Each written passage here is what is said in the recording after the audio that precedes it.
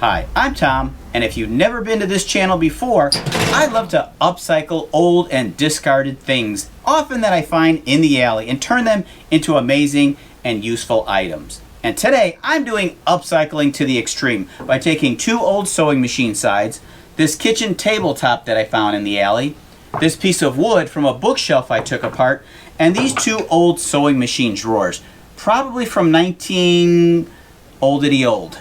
And I'm going to take these four items and turn them into something amazing and creative, unlike anything you've ever seen before. Welcome to Alley Picked.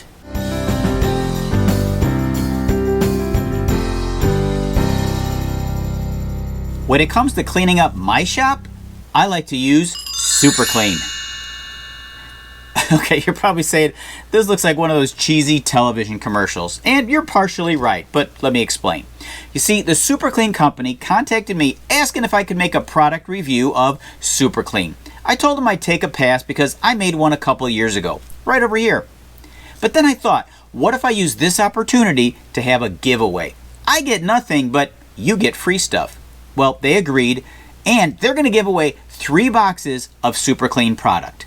Here's how it's going to work. If you want a free box of Super Clean products and you live in one of the lower 48 states in the US, click the thumbs up on this video, make sure you're a subscriber, click that notification bell, and lastly, put a comment in this video, today only, July 23rd, 2023. And the comment must say, Super Clean is great. Now, if it's after today, July 23rd, 2023, you're too late. I'm going to have a drawing and then I'm going to contact the 3 winners for their shipping information. Remember, this is for today only. Now, back to the fun. Who wants to have some fun? I kick off today's fun by tracing these sides onto the piece of wood. Then cutting the outside shape using my jigsaw. After setting the sides on for a test fit, I just realized how bowed this piece of wood was. It's almost unusable. I mean, I could make it work, but I decided to make a new back mount using some pine boards that I bought at a garage sale for a couple bucks. I hated to remake it, but if I'm going to do this, I might as well do it right. The other benefit of making a new back is that the pine boards are about half the weight. If this ends up being mounted on a wall, then the lighter the better. After cutting, gluing, clamping, and more cutting, a couple days later, I'm back where I was. Now I need to take apart the sides and deal with the rust.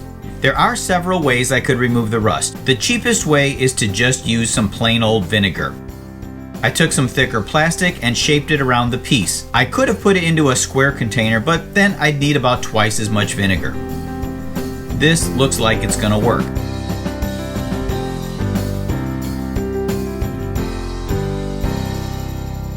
I let it soak for a couple days before draining off the vinegar. I did end up spilling a lot on the floor. When I removed the metal from the vinegar, there was only a light film of rust remaining, which I brushed off easily using a soft wire brush. I then cleaned the metal with some paint thinner, let it dry, then painted it. Now these look brand new. There was one near disaster I had earlier I didn't tell you about. I didn't lose a finger, but I did lose a leg. A leg on this piece here. The good news is I captured the mistake on video for all of you to see my blooper at the end of this video. For removing the rust on the 6 drawer shelves, I put them into a plastic container with vinegar. They also came out great. No rust and a couple of coats of paint. Now these things will last forever.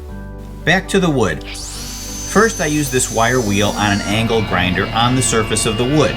This is going to remove all the softer parts of the wood, leaving the raised grain and giving me an older looking wood. For the paint, I wanted to get a crackled paint look, so I found a technique online that I wanted to try. After staining the wood gray and letting it dry, I brushed on some Elmer's white glue, thinned out with a little water, maybe 60% glue, I didn't measure. Let that sit for a few minutes to where it barely skins over, then lightly brush on some white paint. This is some leftover interior white eggshell paint.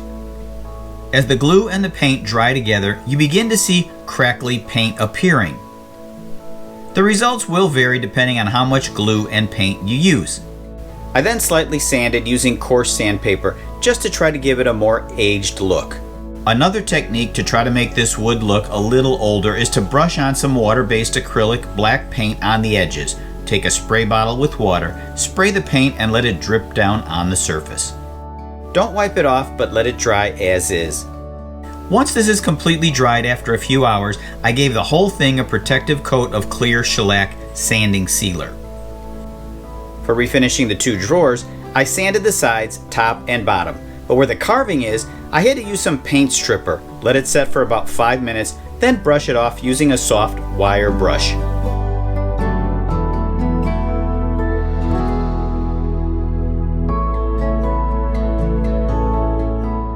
I cleaned and waxed the 2 handles.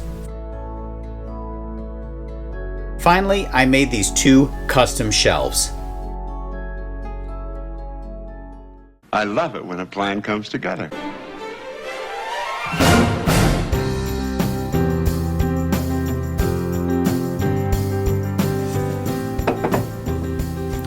Now this is exactly what I pictured in my head when I started this project. Despite 2 major setbacks, one with the wood backer board that I had to redo, and the other one when I broke the leg by trying to knock out the wheel pin.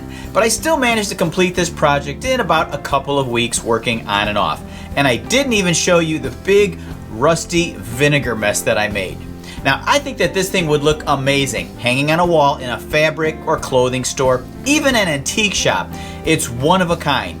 Just like you and me. I'm Tom, this is Alley Picked, and thanks for watching.